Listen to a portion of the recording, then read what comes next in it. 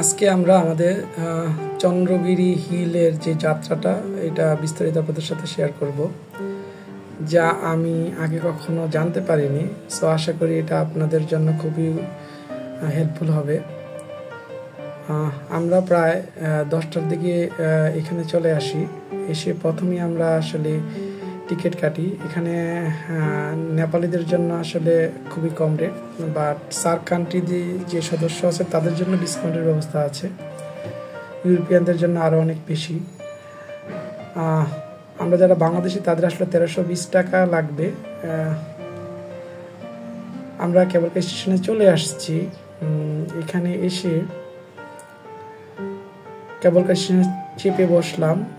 খুবই এক্সাইটিং লাগছিল, কারণ উপরের দিকে যাচ্ছে। কিছুক্ষণ যাওয়ার পরে আসলে অনেক ঠান্ডা অনুভব করলাম, যেখানে নেপালের কাঠমান্ডুতে 24 বা 25 ডিগ্রি তাপমাত্রা, বা 2520 মিটার উঁচুতে এসে তাপমাত্রা দাঁড়িয়েছে 12-13-তে। সো যথেষ্ট শীত লাগছিল। সো পপকর্ন আর চা দেখে লোভ সামলাতে পারলাম না। আমরা পপকর্ন নিলাম এবং চা নিলাম। 130 টাকা পপকর্ন, আর চা হলো মাত্র 40 টাকা। আপনারা যে বিল্ডিংগুলো দেখতে পাচ্ছেন এটাই হলো আসলে চন্দ্রগিরি হিল রিসোর্ট। সো আমাদের ইচ্ছা আছে যে আমরা আসলে দুপুরে ওখানে লাঞ্চ করব। এবার আমরা যাচ্ছি মূলত হিল ভিউতে। এখানে থেকে আসলে মাউন্ট এভারেস্ট স্পষ্ট দেখা যায় যদি আপনি নভেম্বর, ডিসেম্বর, জানুয়ারি কিংবা ফেব্রুয়ারিতে আসেন। সো ভিউ টাওয়ারে যে আমরা ওখানে 2টি অনুবীক্ষণ যন্ত্র রাখা আছে। সত্যি অপরূপ দৃশ্য, আল্লাহ সুবহানাহু ওয়া তাআলার সৃষ্টি। আপনি নিজের চোখে না দেখলে বুঝতে পারবেন না। ওরা পাহাড়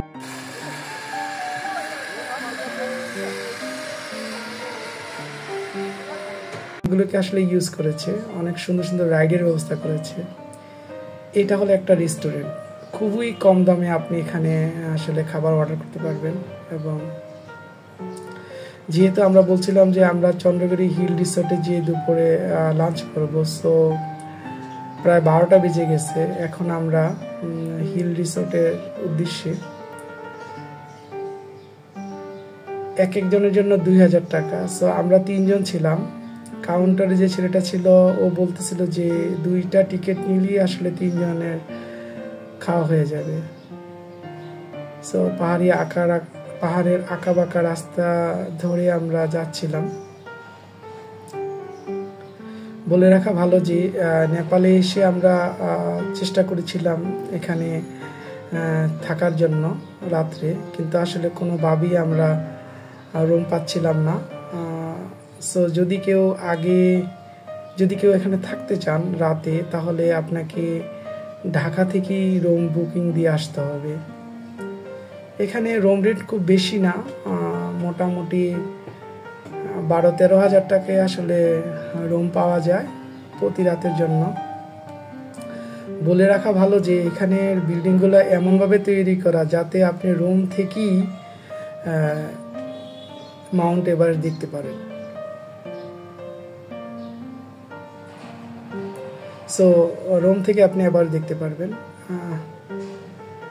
সুইমিং এরও সুন্দর ব্যবস্থা আছে 2520 মিটার উঁচুতে, বুঝতেই পারছেন। পাশাপাশি এখানে হেলিপ্যাডও আছে।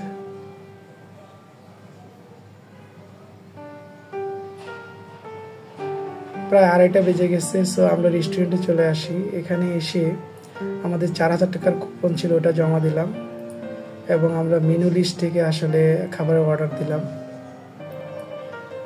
ভাত, মাছ, মুরগির মাংস, ডাল, সব মিলিয়ে আমাদের বিল আসছে 4125 টাকা। সো ওরা আমাদেরকে 25 টাকা ডিসকাউন্ট করে দেয়। তার মানে 4000 টাকায় আমরা আসলে 3 জনের ভরপুর খাবার হয়েছিল। আপনি 4000 টাকার যদি কম অর্ডার করেন তাহলে আপনার টাকাটা লেপস হয়ে যাবে। আর 4,000 টাকার বেশি অর্ডার করলে তাদেরকে পে করতে হবে, এটাই এখানকার নিয়ম। এবার আমরা ঠিক রিসোর্টের পূর্ব পাশে, যেখানে আসলে অনেকগুলো পাহাড় দেখা যাচ্ছে এবং এখানে একটি পাহাড়ি গ্রামও আছে। সো আপনি যদি অনেক সময় নিয়ে আসেন তাহলে পাহাড়ের গ্রামটা দেখতে পারবেন। 6টায় কেবল কার ক্লোজ হয়ে যায়। সো তড়িঘড়ি করে আমরা চলে আসি কেবল কার স্টেশনে। এসে দেখি প্রচণ্ড ভিড়। সো আমরা কেবল কারে উঠে বসলাম, এখন নামছি। উঠার সময় আসলে তেমন বুঝতে পারিনি, বাট নামার সময় মনে হচ্ছিল যেন প্রচণ্ড ঝাঁকুনি হচ্ছে, ভয়ও পাচ্ছিলাম। মেঘগুলি পাশ দিয়ে চলে যাচ্ছিল,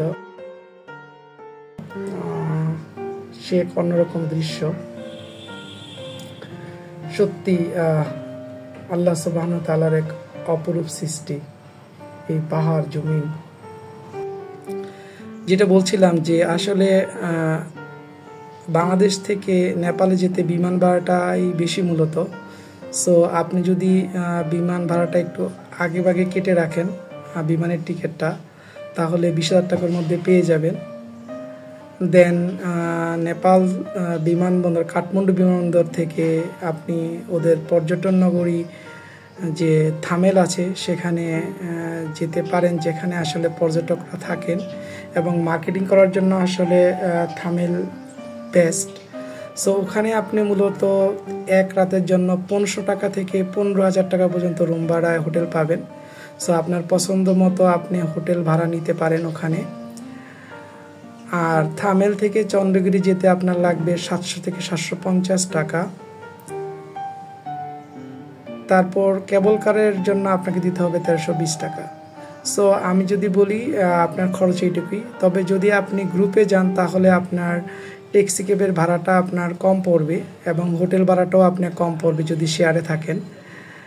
খাবার খরচ আমার কাছে যেটা মনে হয়েছে ঢাকার চেয়ে কম।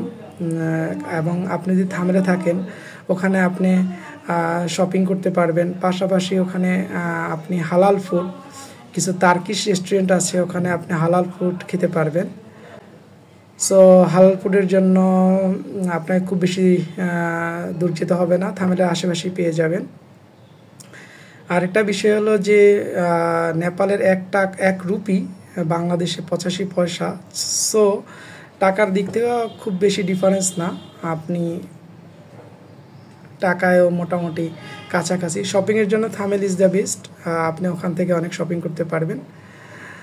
সো বন্ধুরা, আশা করি যে আপনারা ভিডিওটা দেখে আপনাদের ভালো লাগবে এবং এই ভিডিও থেকে আপনারা আসলে অনেক কিছুই দেখতে পারবেন এবং আমার কাছে মনে হয়েছে যে এটা একটা কমপ্লিট গাইডলাইন।